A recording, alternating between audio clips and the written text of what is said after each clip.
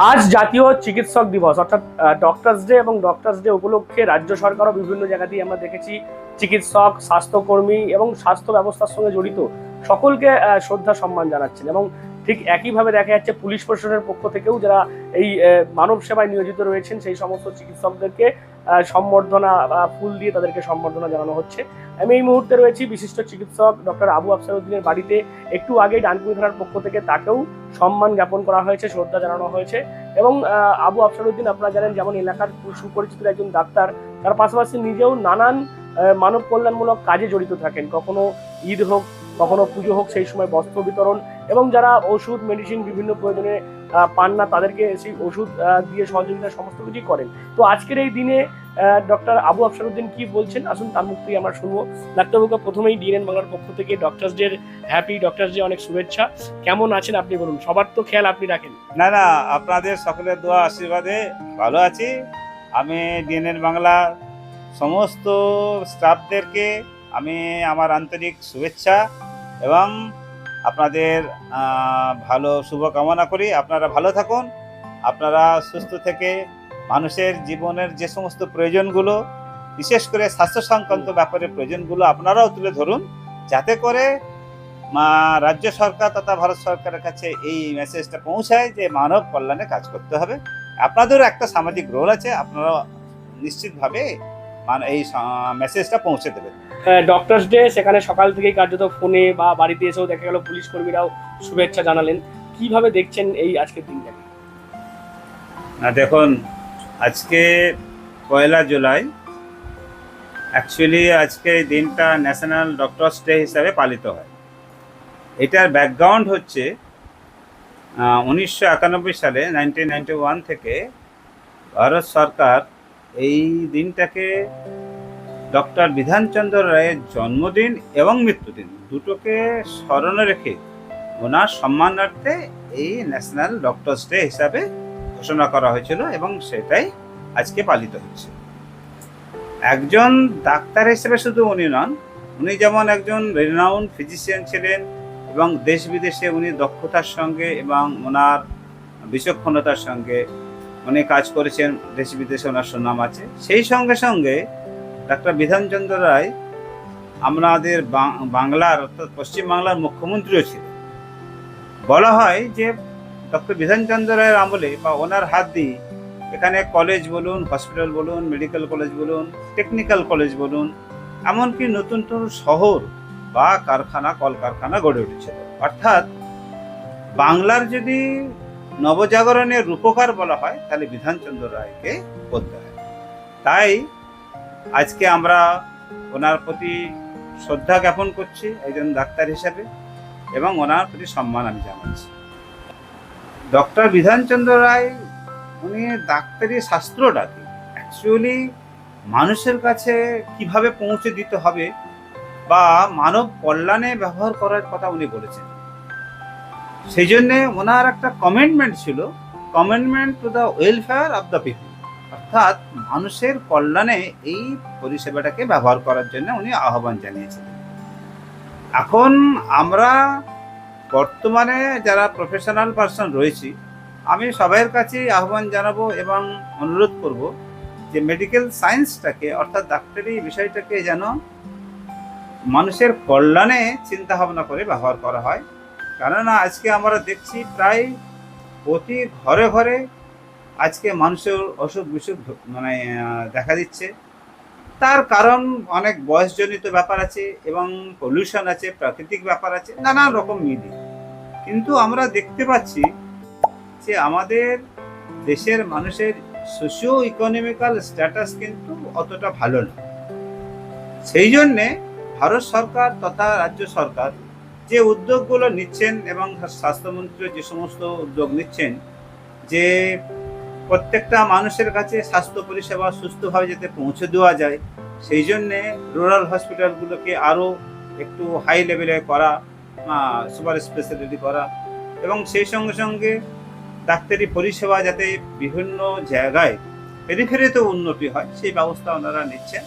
এবং সেই সঙ্গে সঙ্গে গরিব মানুষ যারা চিকিৎসা করাতে গিয়ে আজকে পরেশান হয়ে যাচ্ছে তাদের অর্থনৈতিক অভাবের জন্য, কেননা ওষুধপত্রের আজকে এত দাম হচ্ছে। আমি রাজ্য সরকার তথা কেন্দ্রীয় সরকারের যারা এই মন্ত্রকে দায়িত্ব রয়েছেন তাদেরকে আমি অনুরোধ করব যে অন্ততপক্ষে মানুষের জীবনদায়ী যে ওষুধগুলো আছে, যেমন ধরুন থাইরয়েড আছে, ডায়াবেটিস আছে, প্রেশার আছে এবং হার্টের ওষুধ আছে, আমরা এই দেখতে পাচ্ছি প্রতিনিয়ত আমাদের কাছে যেসব রোগীরা আসছে প্রায়শ মানুষ এই সমস্ত রোগে ভুগছে। তাই এই এসেনশিয়াল মেডিসিন যেগুলো আছে সেগুলো যাতে দাম কম করা হয় এবং সহজ মূল্যে মানুষের কাছে পৌঁছে দেওয়ার সুব্যবস্থা, এই অনুরোধ আমি ভারত সরকার তথা রাজ্য সরকারের কাছে রাখছি। এবং রাজ্য সরকার যে সমস্ত উদ্যোগ নিয়েছেন, যেমন চিকিৎসার জন্য আয়ুষ্মান ভারত বলুন, তারপরে মহিলাদের জন্য যে সমস্ত প্রোগ্রামগুলো নিচ্ছেন, অন্নপূর্ণা ভাণ্ডার, তারপরে আগে যে ছিল এখন সেটা এখন পাল্টে অন্নপূর্ণা ভাণ্ডার হচ্ছে। আমরা যদি আজকে একটা কথা বলি যে মহিলাদের জন্য এবং যে সমস্ত স্বাস্থ্যর জন্য যে সমস্ত ব্যবস্থা ওনারা নিচ্ছেন, যা পলিসি নিচ্ছেন, সেসব ঠিক আছে।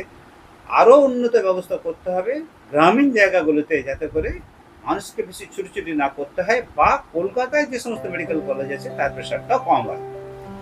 আরেকটা জিনিস বলবো যে বয়স্ক মানুষ যারা আছে, যারা বয়স্ক ভাতা পান, গরিবগ্রস্ত মানুষ, তাদের বয়স্ক ভাতা আমি বলবো তাদের বৃদ্ধি করা উচিত। কেননা বয়স্ক মানুষ তাদের চিকিৎসা করতে গিয়ে তারা পরেশান হয়ে যাচ্ছে, তাদের অর্থনৈতিক দুরবস্থার জন্য তারা অনেক সময় ওষুধ কিনতেও পাচ্ছে না।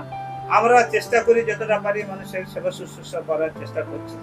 সরকার এবং আমরা সবাই মিলে যদি একটু প্রচেষ্টা চালাই, তাহলে গরিবগ্রস্ত মানুষের একটু পরিষেবা সুস্থ হবে বা ভালো হবে বা সহজ হবে।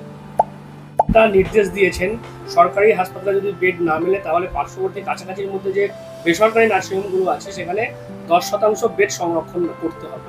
এই নির্দেশকে আপনি কেমন ভাবে দেখছেন? না, নির্দেশটা দেখুন, এটা অ্যাকচুয়ালি আমাদের যে সমস্ত হেলথ সিস্টেম বা হেলথ ক্যাটাগরি আছে তাতে নার্সিং হোমগুলো they are also responsible to give the service among the poor people. কেননা বহু বড় বড় নার্সিংহোম তৈরি হয়েছে, এরকমও জায়গা আছে যেগুলো সরকার তাদেরকে সরকারি জমিনের উপরে অনেক সস্তায় তাদের জমি দিয়ে এবং বড় বড় ইনস্টিটিউশন করার জন্য তাদেরকে সহযোগিতা করেছে। আমি মনে করছি যে প্রত্যেকটা নার্সিংহোমেরও তাদেরও সামাজিক দায়িত্ব আছে। তারা অন্ততপক্ষে এই যে 10% বা 15% সংরক্ষণ পদ্ধতি বলছে, এটা খুবই উপযোগী এবং মানব কল্যাণে কাজে লাগবে, এইটুকু আমি বলতে পারি। তার জন্য রাজ্য সরকার এবং কেন্দ্র সরকারকে আমি ধন্যবাদ জানাচ্ছি।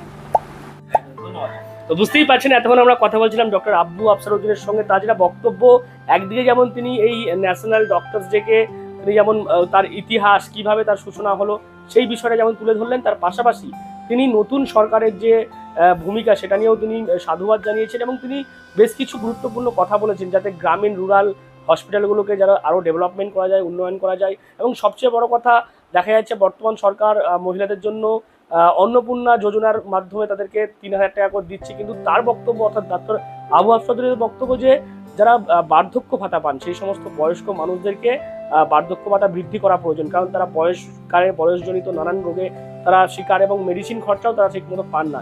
সেক্ষেত্রে তাদের যাতে বার্ধক্য ভাতা বাড়ানো হয় সেই আবেদন তিনি নতুন সরকারের কাছে করলেন। তার পাশাপাশি আমরা দেখেছি স্বাস্থ্যমন্ত্রী তিনি পরিষ্কার বলেছেন যে সরকারি হাসপাতালে যদি বেড না মেলে তাহলে কিন্তু বেসরকারি হাসপাতালগুলোতে 10% যে বেড সেটা সংরক্ষণ করতে হবে। ডক্টর আবু আফসার উদ্দিন যেমনটা বললেন যে শুধুমাত্র সরকারি হাসপাতালেরই দায়িত্ব নয়, যারা বেসরকারি হাসপাতাল চালান তাদেরকেও সামাজিক দায়বদ্ধতা হিসেবে যে স্বাস্থ্যমন্ত্রী যে নির্দেশ দিয়েছে 10% আসন সংরক্ষণ করার জন্য, সেটাকে কিন্তু আমরা দেখতে পাচ্ছি ইতিমধ্যেই অর্কিড হসপিটাল কর্তৃপক্ষ তারা সেই নির্দেশ মানছেন। তারা অলরেডি যেমনটা ঘোষণা দিয়েছেন যে 10% বেড তারা সংরক্ষণ করছেন।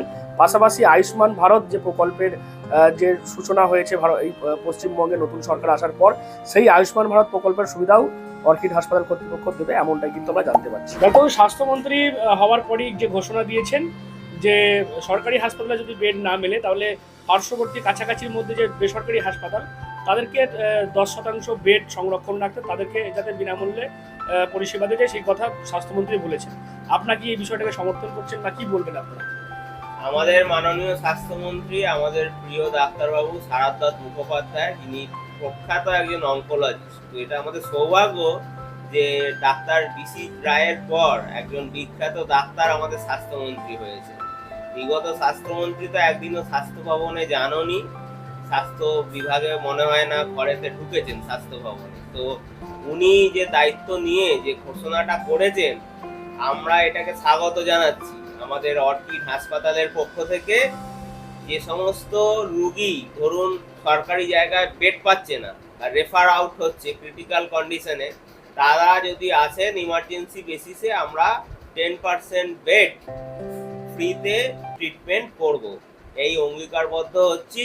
এবং আমি আবেদন করছি এটা মানবিকতার খাতিরে যত ব্যক্তিগত বা বেসরকারি যে সমস্ত প্রতিষ্ঠান আছে, আমাদেরটা যেমন কোম্পানি লিমিটেড এলএলপি, তো এরকম আরো নার্সিংহোম যেগুলো আছে তাদের কাছেও আবেদন করছি সবাই এই সারায় এগিয়ে আসুন, একটু সাধারণ মানুষের পাশে থাকুন, একটু সাধারণ মানুষের দুঃখ ভাগ করুন।